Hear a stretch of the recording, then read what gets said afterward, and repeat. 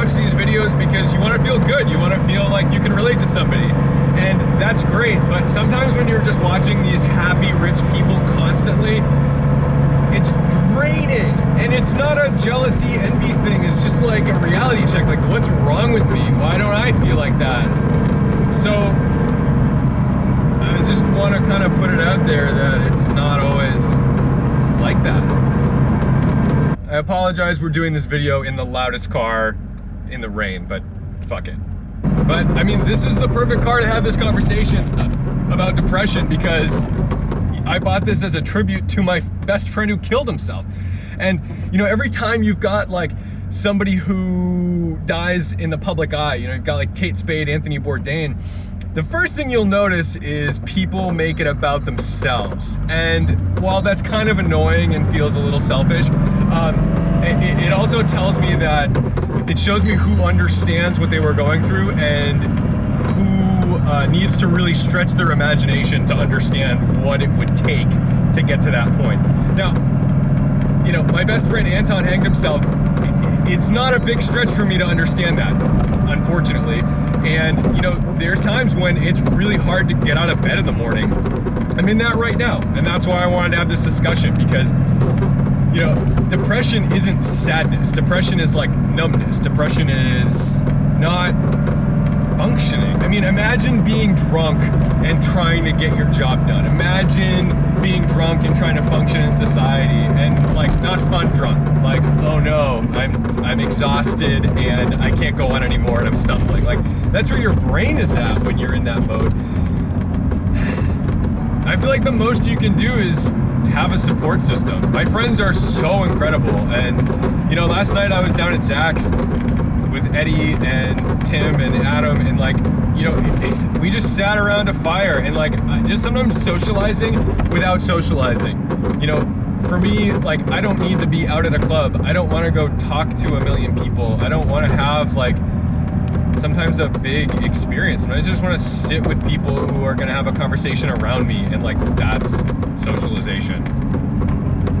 It's also really hard when you talk to people who don't really understand like sadness, because they want to tell you, let's fucking go, son.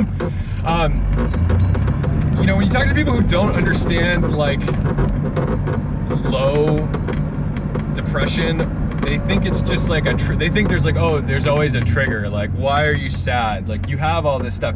And to be honest, that just makes you feel shameful. And shame is like the biggest contributor in my eyes for like suicidal thoughts. It's like that feeling of like, oh, I should be this, I should be that, I'm not doing enough. Which is really like a big reason why like I love Nirvana, why Kurt Cobain is somebody who like I like to listen to his music, I like to listen to how he felt, I like the documentaries about him, because he expresses that in a way that's like really direct.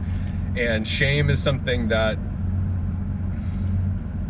like you just feel more of as you get more stuff, or like you're successful and you start like, I don't know, it's really tough, because like you have to reconcile the fact that like I'm living a great life on paper. Like, I have amazing cars, I have an amazing job, I have amazing friends, I've got a family that's intact.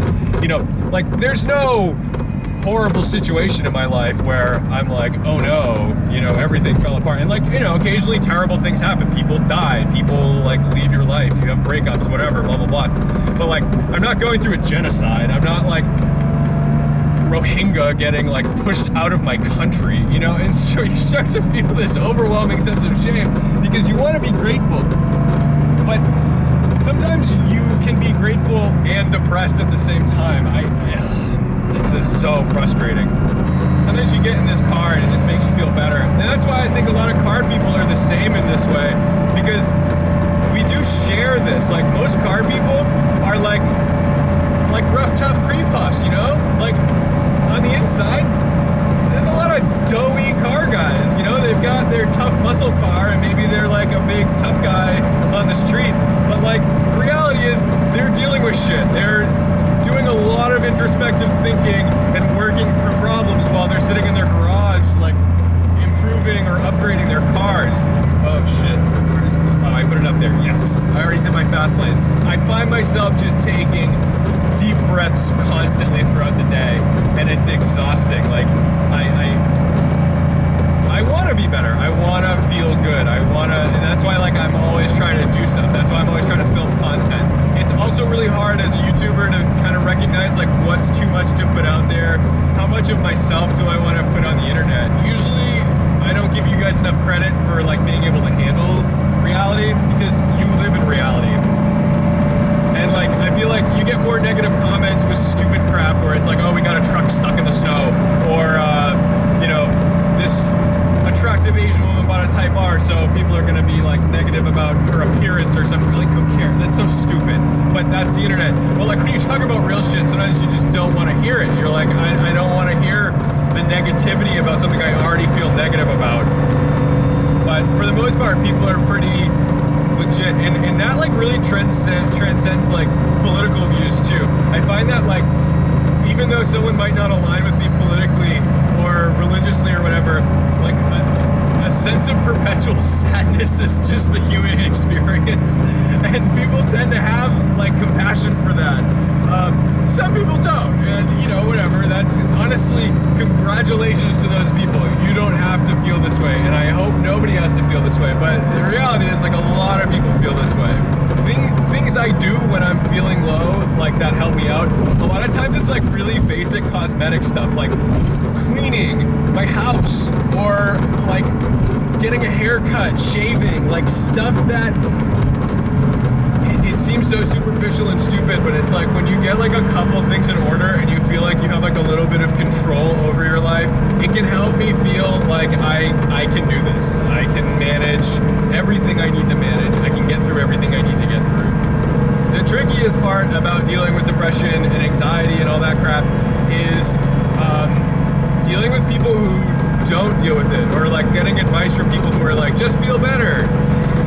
It's like, it just doesn't work that way. It takes time, it takes healing, and you don't get the time to heal. Like, here's the deal: if you've got a cold or you're sick or whatever, you take a sick day. If, like, you feel like you can barely get out of bed in the morning because you're depressed, like, you're going to work. And yeah, you can take a mental health day, but it's not a 24-hour bug most of the time. It can be weeks. You come to YouTube and watch these videos because you want to feel good. You want to feel like you can relate to somebody. And that's great, but sometimes when you're just watching these happy, rich people constantly, it's draining. And it's not a jealousy, envy thing. It's just like a reality check. Like, what's wrong with me? Why don't I feel like that? So I just want to kind of put it out there that it's not always like that. Sometimes you need to celebrate the little wins, and that doesn't mean collecting your GT3 RS with your PTS specification. Sometimes it's just getting out of bed and going outside. The biggest frustration when you feel like shit is that you know the things that are going to help you are, like, exercise, good diet, but, like, there's no motivation to do those things. It's so hard to get out, put your running shoes on and go for a run when you can barely get out of bed. But, like, those are the things that release endorphins. Those are the things that will actually help you get out of your rut, or at least, like, feel inspired and motivated for even a short amount of time. Like, forcing yourself to do those things is so difficult, and, like, sometimes it takes someone else to force you to do those things, and it's gotta be someone who can actually convince you to do it. I didn't plan on resolving this right now, but I think I need to do this just for my own sanity. Like, I'm gonna start running again. I'm gonna start, like, trying to be healthy. I do okay, but, you know, taking long walks is not cutting it anymore.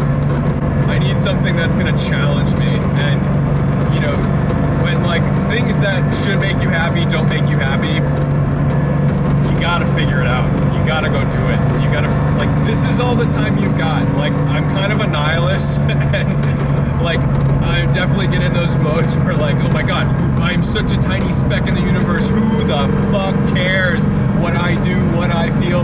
And maybe it's nobody, but I have to live with myself. I have to be in my own brain. I have to be in my own body. So I might as well make it good. If you're like me, you also replay bad moments in your life constantly in your head. I can go back to things that, like, I don't know why I'm thinking about them. Things that even when I was a kid, let alone last month, about interactions I've had with people that made me feel bad or feel like just completely complete garbage, or stupid things I said that embarrass me. And look, I'm on YouTube, trust me, there's plenty of embarrassing things of me online that I could literally go watch play by play.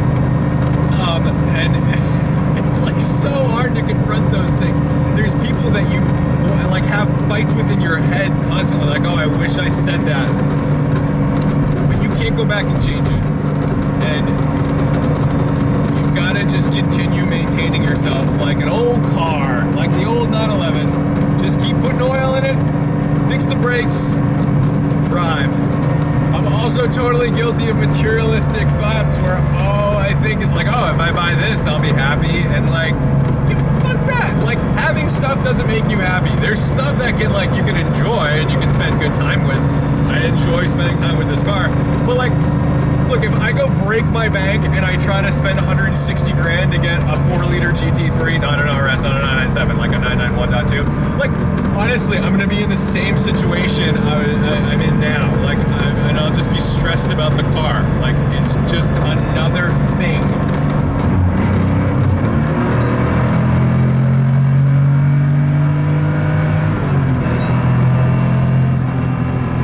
These are like those little moments where you're like, fuck it, this is dope. This is why I drove the car today. I needed to get out of my own head, and this car lets me do that. Also lets me burn a lot of oil. It's also really important to recognize patterns in your emotions. Like, are you low regularly every month, every 2 months, every 3 months? How long do those patterns last? Like, you know, you kind of chart it out. And the reason why I kind of always need to realize like how long this lasts, is it a week, 2 weeks, a month, whatever, is because when it feels like you're super low, sometimes you just kind of come out of it and it's like, oh, everything's gonna be fine. Because I've been here before. I've got data to support it. I know how my brain works. So think of it like a squeak in your car. Like, when does it squeak? How long does it squeak? Does it squeak when the car's warm? Does it squeak when the car's moving? Does it squeak when the car revs? Does it squeak when it's in gear? Like, you have to just like assess your brain the same way you assess bullshit in your car. A lot of times you just don't even want to disappoint people when you're depressed. Like, you're supposed to be in an event or you're supposed to do something for somebody, and it's like really difficult to bring yourself to do that thing, and you just feel like you're letting people down. YouTube has helped me with that, because like if I have to be somewhere and I like have committed to filming something, then I have a reason. Like it gives me a reason to be there, and it gives me a reason to create something that I otherwise like maybe just like wouldn't get out of bed for. Even Cars and Coffee sometimes, like I don't want to get up at 7 a.m. on a Saturday morning. I want to sleep till 11. But you know, if someone's relying on you, or you know there's going to be people who can appreciate something that you've created, then it gives me like a little more purpose. So I'm just gonna find that purpose. It wasn't really about cars, but thank you so much for watching, liking, commenting, and subscribing. I hope I can be a real person on YouTube you can relate to. I hope that I can be somebody that isn't just gonna show you supercars and amazing experiences and tell you you should be happy all the fucking time, because you know what? It doesn't work that way. Sometimes shit sucks, even when it shouldn't. And that's just the way it goes. You gotta wake up every day, you gotta make the best of it, and you gotta respect the drive.